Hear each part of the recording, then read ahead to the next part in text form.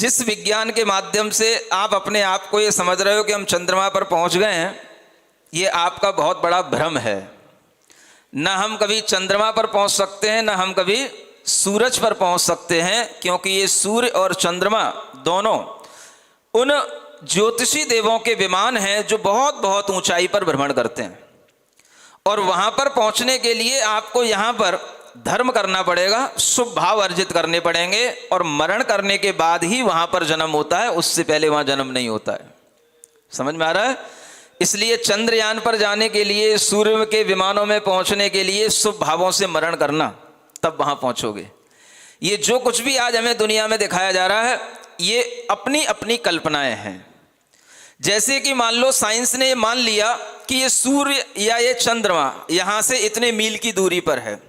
अब उतने मील की दूरी पर वहां वो चंद्रमा जैसा होना चाहिए वो चंद्रमा नहीं है, वहां उतने मील की दूरी पर कुछ है, और हम वहां पर लैंड कर रहे हैं। हम वहां पर अपने किसी भी तरीके के उपकरणों को पहुंचा रहे हैं, और वहां पर पहुंचने की हम इस तरीके की जो तैयारियां कर रहे हैं, ये सब हमने प्रचारित कर दी हैं। पहले से ही हमने सेट कर दिया है कि चंद्रमा इतनी दूरी पर है, सूर्य उतनी दूरी पर है।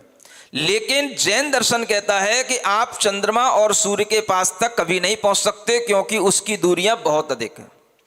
800 योजन, 880 योजन दूरियां जब हम देखते हैं तो वो दूरियां जो वर्तमान में विज्ञान तय कर रहा है उससे बहुत कम रहती हैं। इसलिए जो वर्तमान में आपको सुनाया जा रहा है उसे आप सिर्फ सुनिए, और ये मान करके चलिए कि ये चंद्रमा पर पहुंचने की कैलकुलेशन ये उनकी अपनी कैलकुलेशन है। जो जैन दर्शन के अनुसार चंद्रमा बताया जा रहा है, वहां पर पहुंचने की हिम्मत, वहां तक पहुंचने का ईंधन किसी भी प्रकार के रॉकेट में या सैटेलाइट में नहीं डाला जा सकता। और वहां पर पहुंचने के बाद में वहां कोई सतह पर नहीं रहता है। चंद्रमा कोई मिट्टी का स्थान नहीं है। चंद्रमा एक बहुत बड़ा विमान है, चंद्रकांत मणियों का बना हुआ विमान है, जिन्हें वहां पर जाने के बाद में मिट्टी और पानी दिखाई दे रहा है, वो चंद्रमा पर नहीं पहुंचे हैं। चंद्रमा की सतह पर प्रकाश है। सूर्यकांत मणि की द्वारा बनी हुई वह सूर्य के विमान होते हैं, चंद्रकांत मणियों से बने हुए वो चंद्रमा के विमान होते हैं।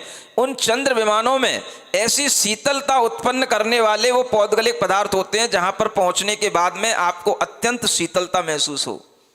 लेकिन चंद्रमा की ऐसी सतह पर कोई भी नहीं पहुंच पाता, और न वहां पर पहुंच करके किसी ने महसूस किया कि हमें यहां पर ऐसी शीतलता दिखाई दी।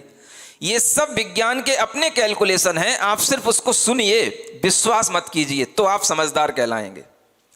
जानिए कि हाँ, ये विज्ञान कह रहा है, लेकिन विज्ञान की किसी भी बात की सिद्धि तब तक नहीं हो सकती जब तक कि वह चंद्रमा पर यह सिद्ध ना कर दे कि हाँ, हम चंद्रमा पर पहुंचे हैं, तो वहां चंद्रमा पर दिखाई देने वाला जो प्रकाश है वो प्रकाश हमने वहां देखा, वहां की शीतलता को हमने महसूस किया, वहां की चांदनी को हमने देखा, जाना। ये सब कुछ वहां पर नहीं हो रहा है। वहां सिर्फ आपको मिट्टी दिखाई दे रही है।